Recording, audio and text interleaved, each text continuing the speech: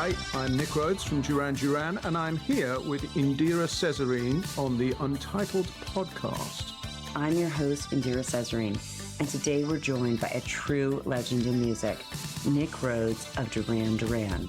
With iconic hits like Rio, Hungry Like the Wolf, and Girls on Film, Duran Duran has shaped the sound of pop music over the last 4 decades.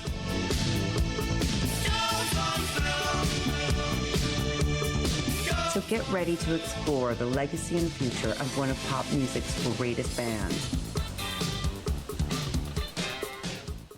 Thank you for tuning in to this special episode of the Untitled Podcast. I'm your host, Indira Cesarine, and today we're joined by a true legend in music, Nick Rhodes of Duran Duran. With iconic hits like Rio, Hungry Like the Wolf, and Girls on Film, Duran Duran has shaped the sound of pop music over the last 4 decades. Inducted into the Rock and Roll Hall of Fame in 2022, Duran Duran continues to illustrate why they remain one of the most influential bands in music history. In this episode, we'll explore the band's incredible recent achievements, including their sold-out arena tours across Europe and North America, their electrifying 3-night stint at the Hollywood Bowl, and their headlining performance at London's Hyde Park. We'll also dive into their latest album, Danse Macabre, and their highly anticipated Danse Macabre Halloween performance, taking place at Madison Square Garden on October 31st. Nick Rhodes, the creative force behind Duran Duran's iconic visual and sonic identity, shares insights into the band's extraordinary journey and his photography work, including his collaborations with the Untitled magazine, featuring Charlie XCX and many more. So get ready to explore the legacy and future of one of pop music's greatest bands. I'm Nick Rhodes from Duran Duran, and I'm here with Indira on the Untitled Podcast. Goodness knows what can happen in the next hour.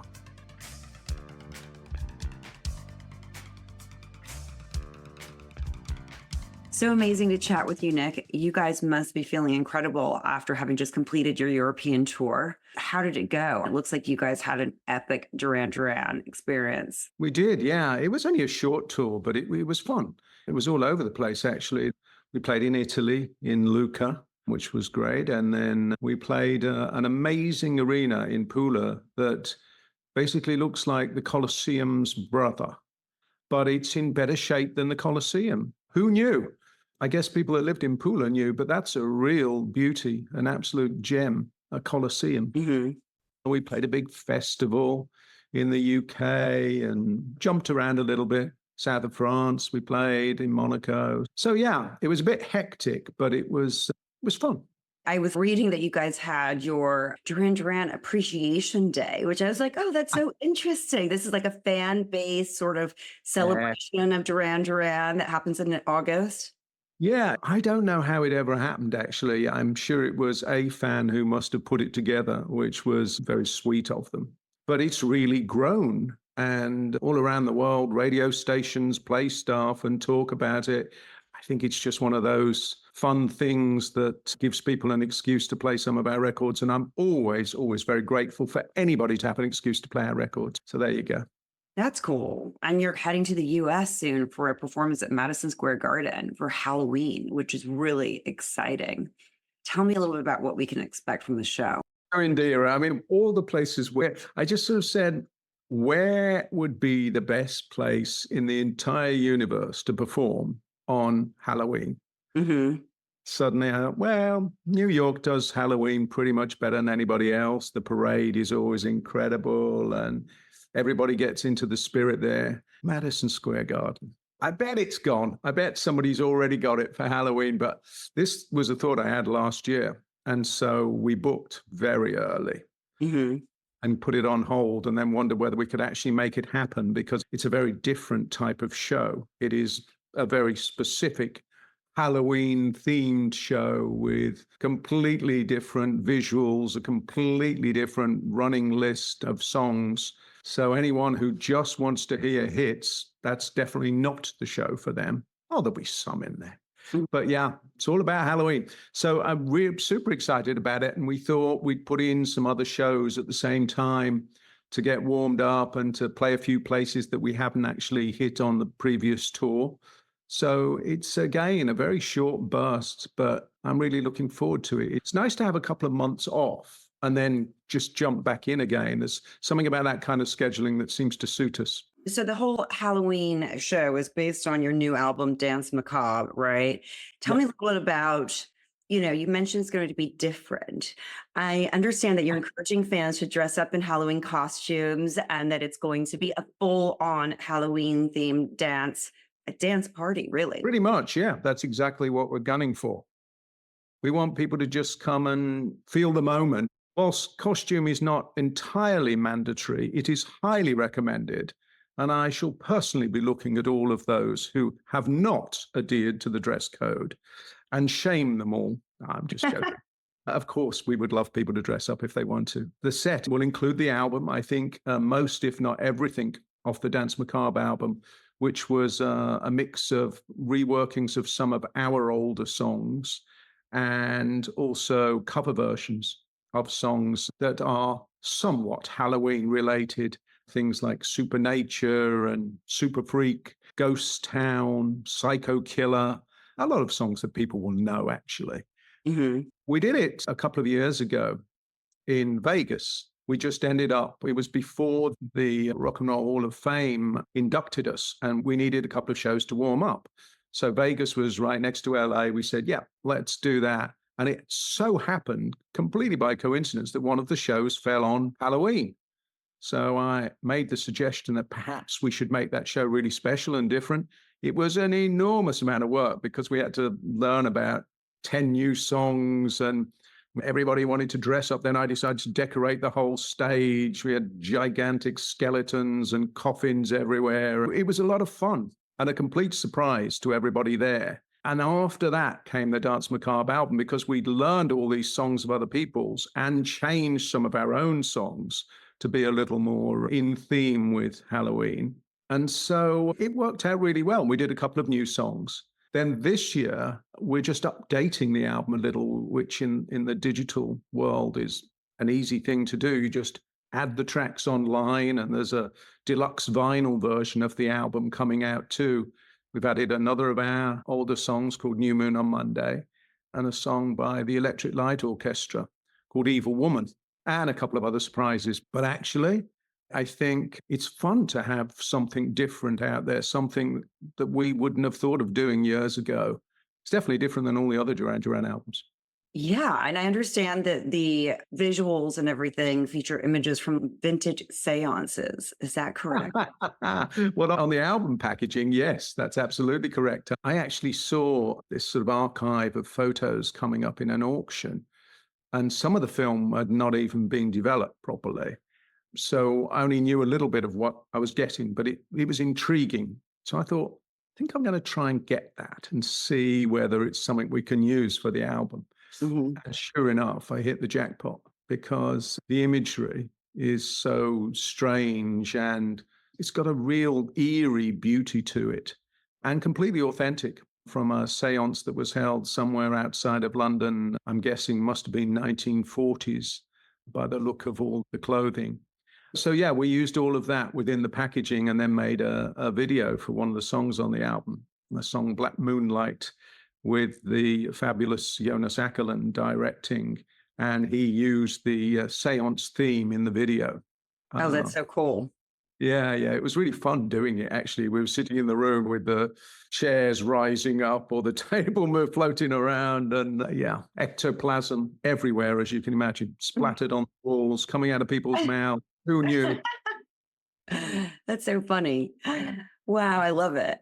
And I mean, you guys have always been known for your striking visuals and aesthetic and at your concerts. Aside from Danse Macabre, like previous concerts I've been to, you've always had these kind of spooky, sort of morbid, haunting graphics and videos and images.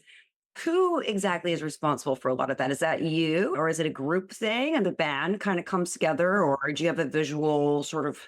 Well, the live show, and recently more so with the albums, I've taken that role on. For sure, with the live shows, I think we reached a point where I was doing a lot of it anyway. And we all sort of defined our roles a little bit more. This is maybe 15, 20 years ago now. John, for example, he really takes care of the set lists and organizing rehearsals and making sure that we've got everything right with the band and the arrangements of the songs and things. And we all participate in it, but he leads that. Mhm. And with the visuals, I create a lot of them myself or find things, get other people to make things. And then that all gets brought to the band and we see things. But I think we all trust each other now. So, yeah, that's one of my favorite parts of it is making the live show, the look of it. We have always used some dark imagery, but we like a balance between light and dark. I like really bright pop culture combined with slightly creepy gothic, I guess. Yeah, it's interesting because there were a few little factoids when I was looking up things on the Danse Macabre album and whatnot. I was looking back at some of the older visuals, and I actually thought it was fascinating to read that the name Duran Duran was inspired by the original movie Barbarella, Yeah. right? And I was like, oh, I never actually knew that. Tell me a little bit about the inspiration from Barbarella. Beautiful, beautiful accident. When we were kids, John and I were sitting at my parents' house watching a late night movie on BBC. And the Friday nights were always the interesting movies. They were actually the Hammer horror movies, or sometimes you get science fiction or something a bit more unusual that had come on at 10 o'clock at night or Mhm. whatever the watershed was. And this was Barbarella. And neither of us had ever seen it before. Of course, Jane Fonda is at her most divine, sci-fi, crazy, beautiful, sexy, and the story couldn't be more bizarre. The characters in it are delightfully insane. Now I think people just call it entirely politically incorrect, but it was the 1960s, and the visuals of it are still absolutely remarkable. I love the film. It isn't something that you would make in the same way now. I hear they are remaking it, so that'll be interesting to see. But I just love how outlandish, unique, stylish the whole thing was. I mean, Paco Rabanne did the clothes for it. And the outfits that Jane Fonda has, the sort of space suits and chainmail dresses and things are really of that period. But you look at them now, they're magnificent pieces of design. Everything about it, the sets were really crazy. The music is amazing, the soundtrack. So we watched it and were completely blown away by it. And the baddie in the movie is called Dr. Durand Durand. So we just lost the D's off the end and thought, yeah, that could be our name too. That's so cool. I love it. I mean, it's such a unique name. And I'm sure this has come up many times over the years in interviews, but I was like, it's not something that I had recently heard mentioned. And Barbarella is such a unique reference. And so you guys were obviously in your early days, one of the first to really embrace the music video. I was looking back at some of your incredible old music videos for Hungry Like the Wolf and Rio, and they're like impressively produced, like short films. Tell me a little bit about how you guys as a band came together with these ideas to have such innovative ways of presenting your music when music videos were not really a thing yet. Like you guys were at the forefront of MTV. I think timing is everything. Mhm. It's often been said, had it been 10 years earlier, it would have been stereo. Mhm. Pink Floyd were one of the first bands, I think, to exploit and experiment with the use of stereo properly to what you could actually do. Now, if it had been us at that time, I'd like to think we would have been doing that too. When we were forming the band and putting out our first music, video recorders had really just come of age. You could get a camera that was certainly not the size of what our phones are now, and our phones are 10 times better quality, but you could get something you could put on your shoulder and actually get good enough quality to put on television. And so that was really the revolution in not having to use film because it was so expensive to make things using film. What interestingly happened is that we made the first video for Planet Earth on video. It was all done in a day. It was done with a great director we'd chosen called Russell Mulcahy, who really did a lot of the greatest rock and pop promo videos from that whole period. And we looked at it and thought, wow, we did that in a day. And that's got power around the world, meaning that you've got communication. Mm-hmm. The reason it came up was because we had a big hit in Australia with the song Planet Earth, our first single. And they wanted us to go and play there. They said, everybody wants to see you. They want to see what you look like. And they want to piece this together. And we couldn't go there because we had commitments, actually, I think, in North America. And they said, then you'll have to make a video at least. Let's get it quick. And so it came about that we sent this thing over and they played it and played it and played it on Australian television. And it made the song a bigger hit.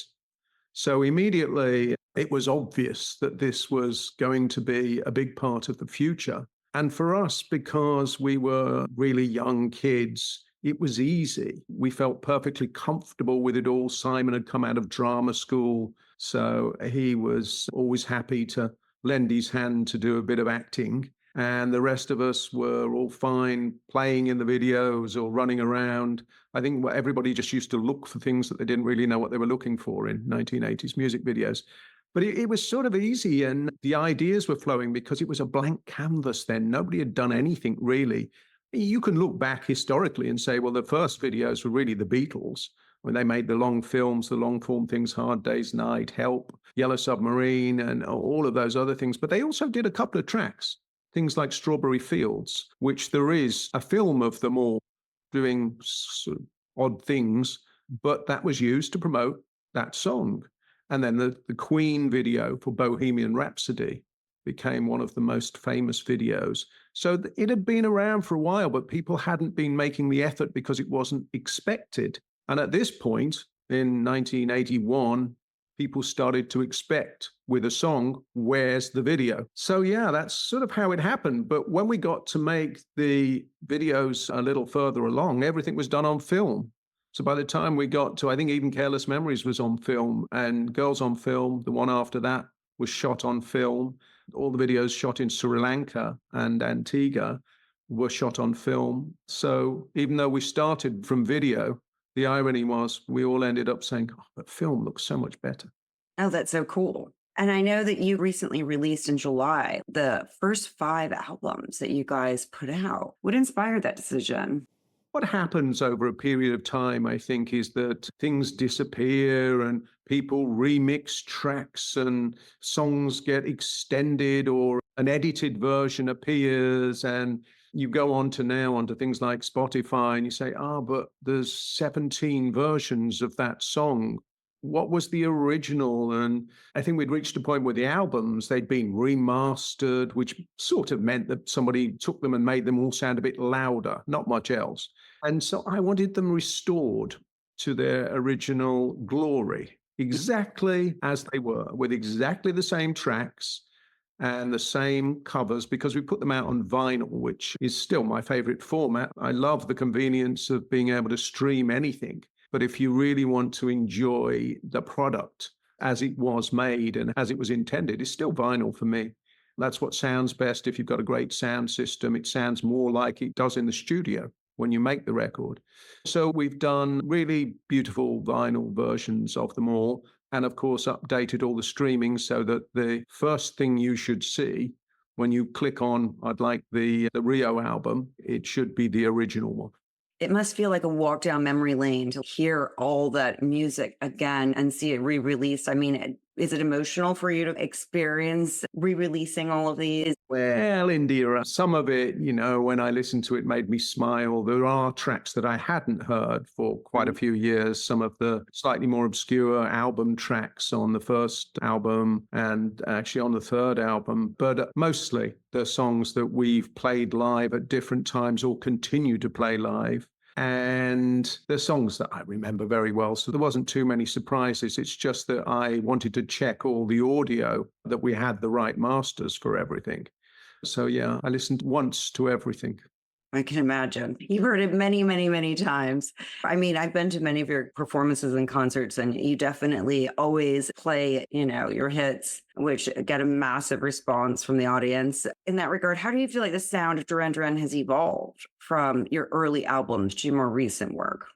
The irony is I always try to get everything to sound as close to the original as possible. And with new technology now, we're finally able to copy some of the things better from the real analog technology we had there. Meaning live, if, for example, there was an effect on Simon's vocal, a phaser or a flanger or something that we would have used then, now you can really dial it in so that it's almost identical.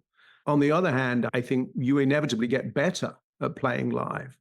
As bands get older, if they stick together and don't get tired and jaded and are still excited by things, because you've had so much more practice, you do tend to sharpen everything. I think we're much better at putting shows together in an order that takes you on a real journey. And it's all about affecting the audience emotionally for me. When I go to see a show, I want the music, the performance, the visuals to touch me in some way, to make me feel something. Now, if it's just that it makes me smile a lot, that's good. If it makes me want to tap my foot or maybe even just sort of twitch my shoulders around a little bit, that's fine too. But if it makes you think about something, or it relates to a period or a memory you have, or it just makes you feel euphoric, then that's really the best thing of all. Mm-hmm. And I know that you guys have been performing back to back as well with sold out performances. I know last year you did Madison Square Garden and 3 nights at the Hollywood Bowl, right? And then you headlined London's Hyde Park. You performed at the Queen's Platinum Jubilee concert at Buckingham Palace, which was like one of just many performances that you guys have been doing. Thinking back, out of all these epic live performances you've been doing in the last couple of years, which one really stands out to you as the most exciting?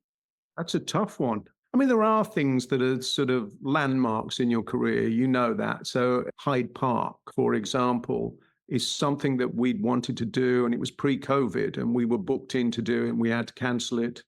And then the following summer, we had to cancel it for exactly the same reason, which was obviously a little depressing for everybody. And so finally, third time lucky, when it happened, that was a real thrill. And we managed to hit a day where the London weather couldn't have been more glorious. And I could see from on stage the sunset over Knightsbridge, and the sky was incredible, and the audience were all in great form and just out to have the best possible time. And so sometimes when things align like that, it makes it extra special. But there's little shows we've played all over. The shows we played in America in places that we'd never even played before. Some of them really small shows, some of them gigantic shows. And you never know. You just, every single night you go in with the same attitude, is that everybody here deserves the best that we can possibly give. And we always reach a certain standard, obviously, but occasionally something magical happens, and you never, ever know which nights those are going to be on. It's easy to say, you brought up 2 of the Madison Square Garden and the Hollywood Bowl are without doubt 2 of the greatest venues in the world. But we've played shows in Chicago, Miami, Boston, that are all been equally as good as the shows at those places. I tell you what else stood out for me was Red Rocks in Denver. We all love that venue. It's such an amazing place to play, and everybody under the sun has played there. We did a couple of nights there on the last tour. That was really fun. And then the special events, when you do that stuff, the Queen's Jubilee thing right in front of Buckingham Palace is something you won't forget. And we did the Commonwealth Games in Birmingham, which was kind of extraordinary, being there in front of a sort of home crowd, because Birmingham, the city, was hosting Commonwealth Games. So that was special too. Yeah, I can imagine. And I understand you guys just got inducted into the Rock and Roll Hall of Fame a couple of years ago. That is a massive lifetime achievement for the band. Was that an emotional experience? Better to be in than to be out, I guess. I'm never thinking too much about awards. Mm-hmm. It's always nice to receive them, the school prize, but equally, that's not what we do this for. And I think the same can be said of a lot of the people in the Rock and Roll Hall of Fame. They were very gracious with us when we were inducted. It was fun. We had Robert Downey Jr., who's a friend of ours for many years. We thought it'd be fun to have him induct us. So actually, that was quite special. It was funny too, because he'd shaved his head for a role that he had at the time. And so, yeah, he looked different when he arrived than we were expecting, but he was great as ever. I remember the evening well. It was fun. That evening was the cause of the beginning of the Halloween project. There you go. How did that come about? Well, we wanted some warm-up shows before playing live on TV in front of tens of millions of people. And it happened that the awards ceremony was in LA, and it was in the early days of November.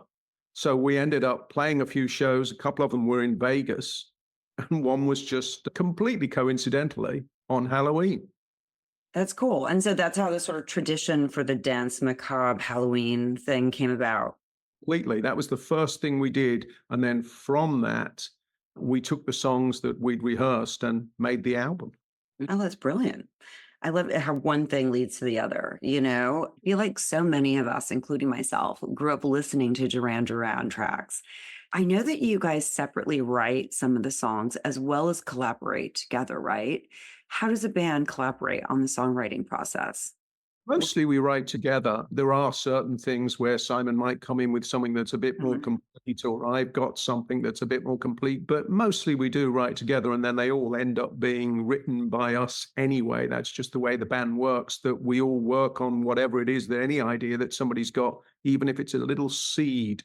Looking back at all the incredible tracks you guys have done over the years, what would you consider your favorite song? But it's very difficult to say, because different ones on different days, they're all precious because they're like our diary of everything. I can literally date our songs back to when I was 17, 18 years old, all the way through till now. It's literally like my complete diary. So each one, even if it wasn't one of the big hits, means something from that time period. I remember where I was when we were doing it, or somewhere where we played that song, or trying to get it right for 3 weeks and couldn't get it right, and then dumping it, and then suddenly it came back to life. Each one has really got its own story.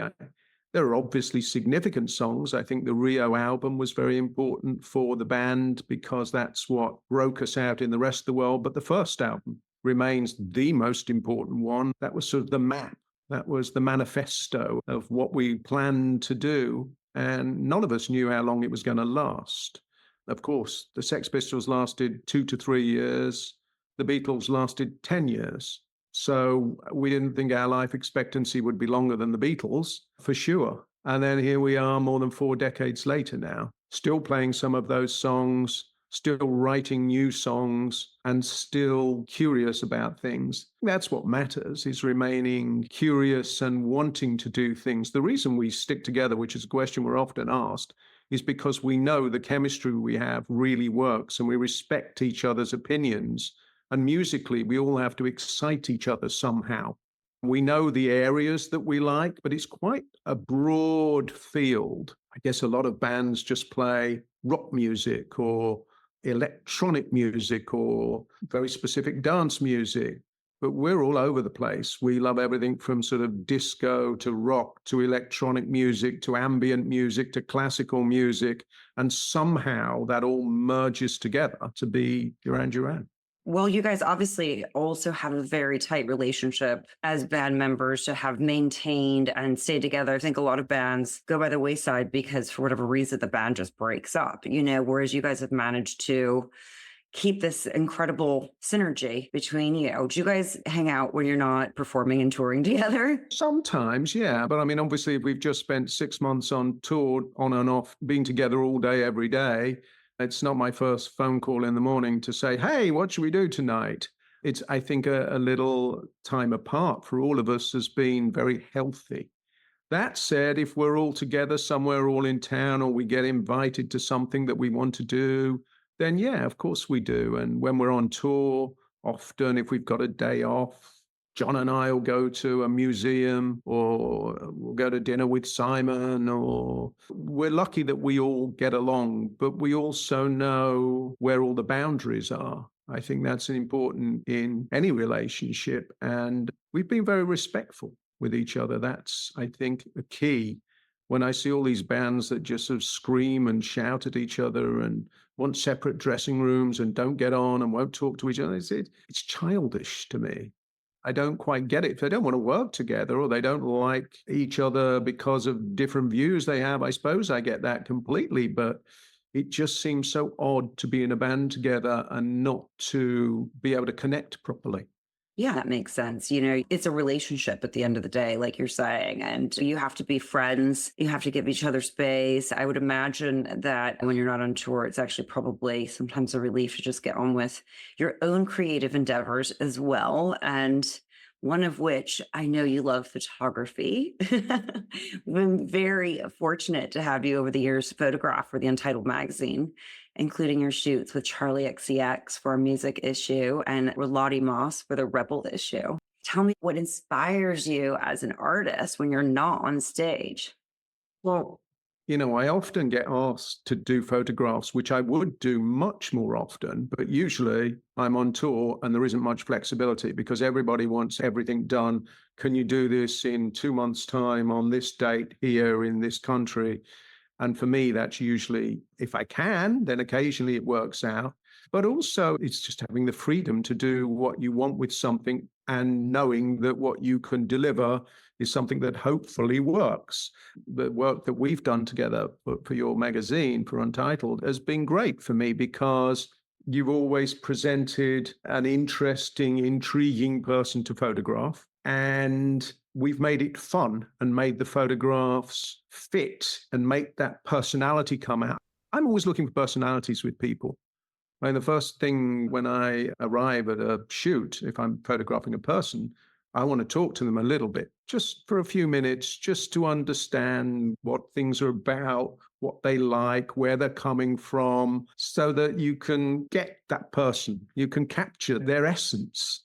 That's what makes good photos of people for me. This is why some of the great masters, or the Avedon and Irving Penn, and you look at these portraits, you get, how on earth did they get that moment?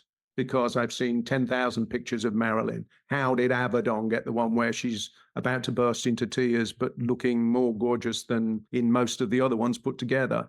It's finding that, isn't it? That's the excitement for me, is getting that one frame that's going to be there forever and ever and ever. Well, you're incredibly talented behind the camera, I have to say.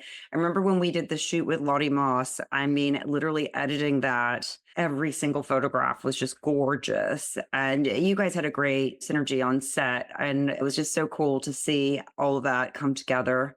You're very good at editing, though, I have to say. My skill with editing, I always think, oh, but I like that one so much and that one. You're quick. I was very impressed with that.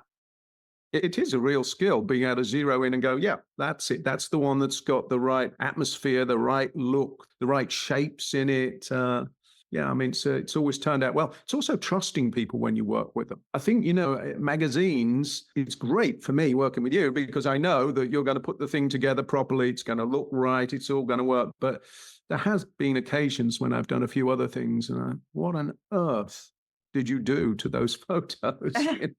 Yeah, I think that is one of the things as an artist and photographer, when you see your work presented and somebody else is in charge of that presentation, there's always going to be moments of disappointment. And then sometimes you're thrilled and you're like, oh, it looks fabulous. I love it. It's just a give and take of being a creative, right? I definitely prefer the latter, though. Being thrilled is a better result, right? Yeah, absolutely. Absolutely.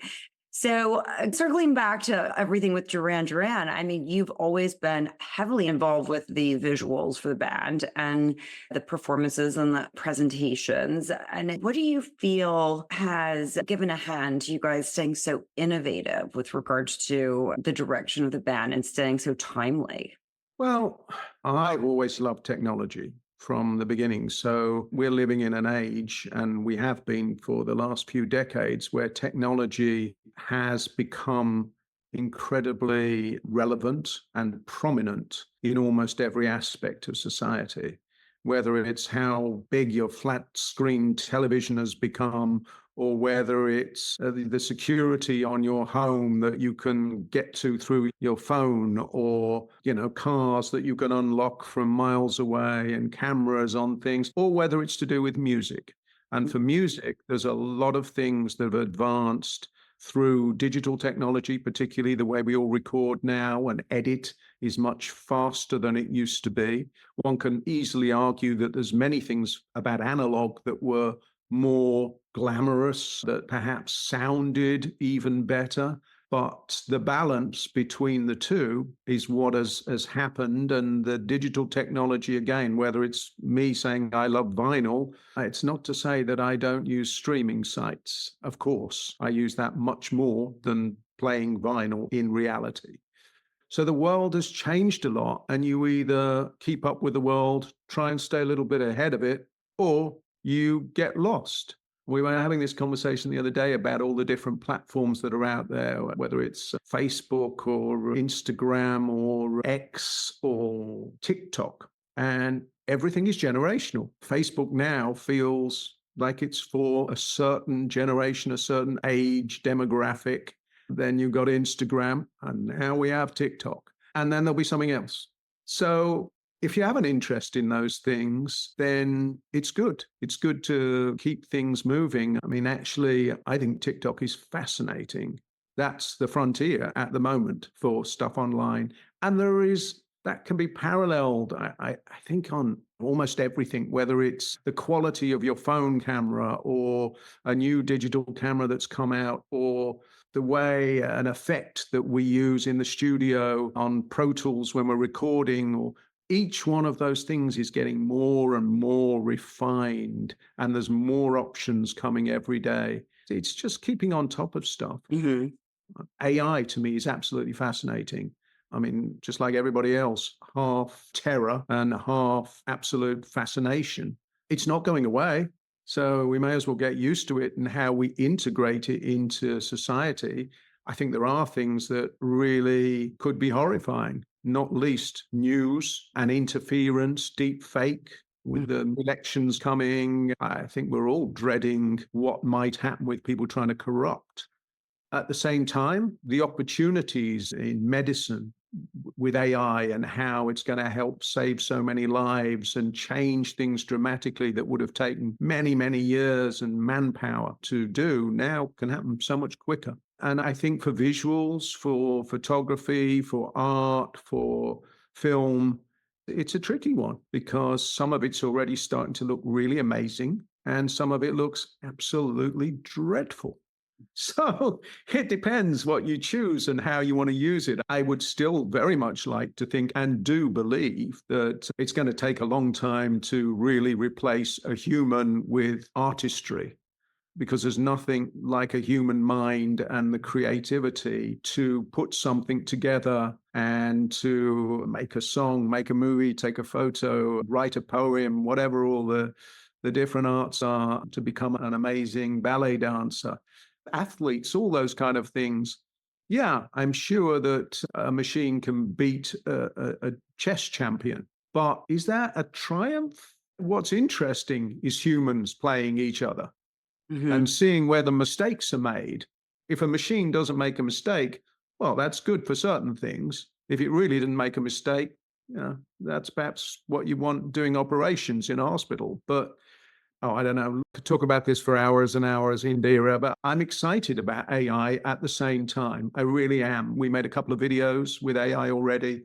Actually, the first one that was ever released, Invisible. Invisible was a track off Future Past a few years ago. And that became the first video that was entirely made by a machine. And I didn't even know it was possible when we were doing it. But after a while, it became evident that it was, and the machine was making the video. And then we made another one for Danse Macabre, which was the first single off the Danse Macabre album. And that was all animation.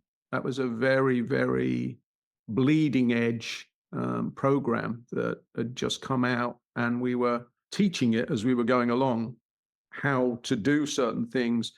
But it was like grappling with some crazy wild animal that you just didn't know what it was going to do. There was no way to control it completely.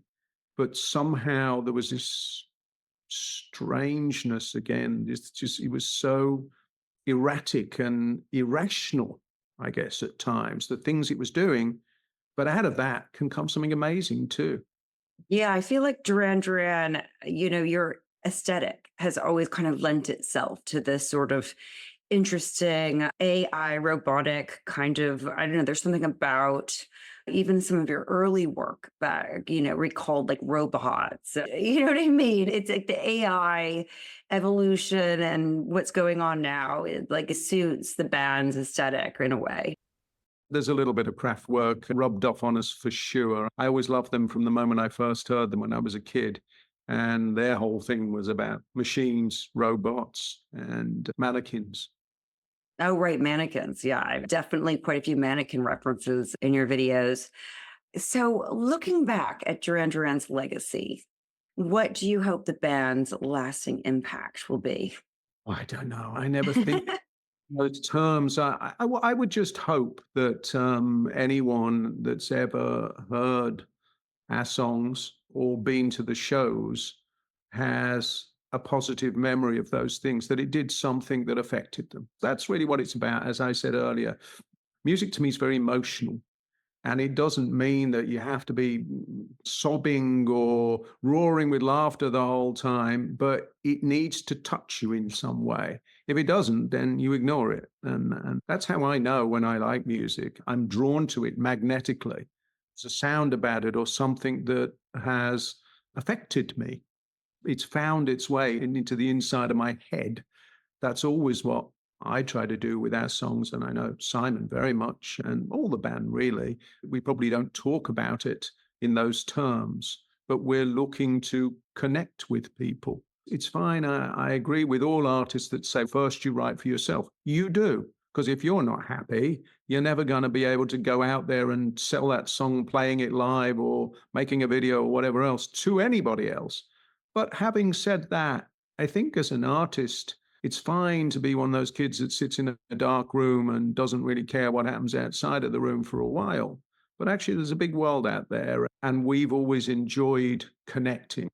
I like the interaction with people, and I like to think that we've become a little bit of the part of fabric of some people's lives in a positive way. Music's definitely been a huge part of my life, other people's music, as well as our own. And I'm always very grateful to any artist that writes a song that I've enjoyed and continue to enjoy, whether it's something brand new or something that was done even before I was born. Doesn't matter. They spent the time and put their energy into that to transfer it to everybody else. And looking back in hindsight, do you think you would change anything? I know a lot of people believe in destiny and fate and everything else, but if you could change something, would you? No, no, honestly not, because I think even the things that didn't do so well, it's easy to sort of say, oh, perhaps we shouldn't have put that song out or done that with that record. But in a way, the mistakes are as important as the triumphs. Mhm. If you don't learn in life, if you don't hit a brick wall sometimes, or it just doesn't connect in the way you want it to, you think everything you're doing is absolutely great. And I'm not a believer of that. Of course, if we could write songs like Ordinary World or Rio every single day, then that would be great. But life just isn't like that. It's when you find a real gem, it's because everything has converged in the most magical way, and there's no other way to really explain it. But I love some of our songs that are probably the most obscure of all, that have only ended up on a B-side, that have been the most inspired afternoon or couple of days making them. Mhm. And so, no, I wouldn't change anything. And is there anything that you feel like you still want to achieve? Are there goals or things that you still have in mind? You're like, I really want to do this at some stage. The irony is that Duran Duran, as great as it's been for all of us, and that none of us would swap it for anything, it's really been the thing that has stopped us from doing other stuff too. I've always got 100 ideas that I've got on my list of must do soon, or I'm in the middle of. I've got a Japanese documentary that I started, I know, about 6-7 years ago now, that I would really love to progress further. It's about post-war Japanese photography. Just haven't had time to do it. John Taylor and I wrote a musical, which we started about a decade or so ago. That's almost finished. I'd like to get that up as a stage production or a movie. Movies is the big one for me. If I ever get to it, I'd love to do movies, meaning write them, direct them rather than be in them. We'll see. There isn't time for everything, sadly. Photography. I love taking photos. I've taken a lot of photos, not so much just for publication, but every day when I'm out and about, I've always got some kind of camera or at least a phone with me now. And I'd like to do some more books, I think. That's so interesting. Yeah, I feel like film would be a natural evolution for you with your dramatic effects that you've always done and with your interest in photography. I recall seeing your movie that you guys did with David Lynch at the MoMA, which was just incredible. Yeah, that was fun. David was still is one of my superheroes. I think he's made some of the greatest art of his times and movies for sure. Blue Velvet will never be surpassed for that period. So making a movie with him was just the most fantastic dream. Yeah, I can imagine. He's such a legend, equally as Duran Duran. Look, I was so thrilled that David even agreed to do it, that he was a fan of the band and knew what to do with us. And yeah, it was pure joy. He's so relaxed. He's into meditation. So at one point, there's only a few minutes to go before we've got to film the show. It's going live online. There's trucks and people everywhere and wires and loads of effects and rooms full of people that he's filming live that he's going to cut into the show. And it's so complicated. And David said, I'm going to go and meditate now. I'll be back in 25 minutes. Love that. That's kind of extraordinary. And he did. And he came back super chilled and got on with it and made it amazing. That's probably his secret to staying so creative and calm. It's so important to have those moments to yourself where you just kind of get your inner strength. I can't wait to see your films. I'm sure that you'll be incredibly talented. And your musical with John, that sounds very exciting. That I think will happen because that's an obviously much more realistic thing because we've got most of it done. So we've just got to bring it to fruition. But there's always projects out there. You know how it is. Life's what happens when you're making other plans. Isn't that the cliche? Definitely, it's been a fun couple of years with Duran Duran and continues to be. And we've got this little US tour to look forward to in a couple of months' time. And Halloween at Madison Square Garden. What can I say other than, it's going to be an interesting night. Have you thought about your costume yet? Oh, yeah. But I'm not revealing that.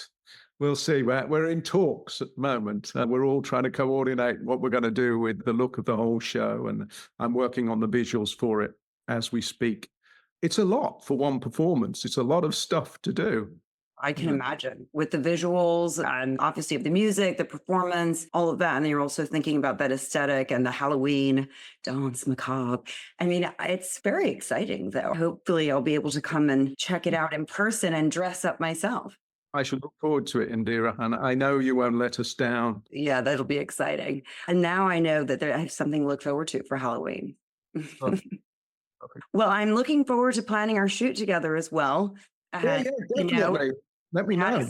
Yeah, absolutely. I would love to know also if there's anybody that's inspiring you these days, because that is always a good starter point. I'm sure we can think of some people. I don't know who you've got in mind you would like to interview or. Yeah, we'll have to think about it. You're good at finding someone who's coming up at the time, who's got a nice buzz about them. Exactly. Like Charlie, when we did that was a great time. Charlie was great. She's adorable. Loved Charlie. She was great. And I'm so happy that she's become so successful too. Oh, yeah. She's having the full-on brat summer. So it's been an amazing interview. I really appreciate you.